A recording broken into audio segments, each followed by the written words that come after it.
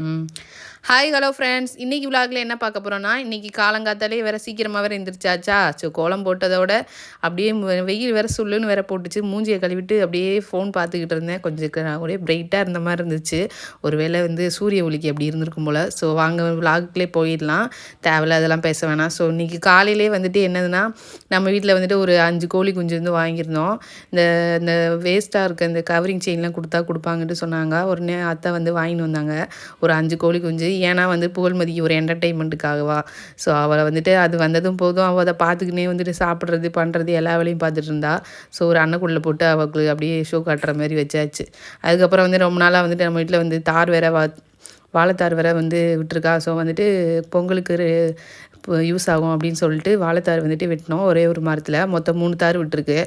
சரி ஒன்று ஒன்றா பழுக்க வச்சு சாப்பிட்டுக்கலாம் அப்படின்ட்டு வெட்டியாச்சு. போன தடவையோட இந்த தடவை என்னன்னு தெரில, கொஞ்சம் பழம் சின்னதாக தான் இருந்தது. போன தடவை நல்லா பெரிய பழமாக இருந்தது. இந்த பழம் என்ன பழம்னு சொல்லிட்டு ஸோ கமெண்ட் பண்ணுங்கள். ஸோ ஃபுல்லாக கட்டி டைட்டாக போட்டாச்சு கட்டிலுக்கடியில். ஸோ பொங்கலுக்கு தான் ஓப்பன் பண்ணோம். நெக்ஸ்ட் வீடியோவில் பார்க்கலாம். பாய்.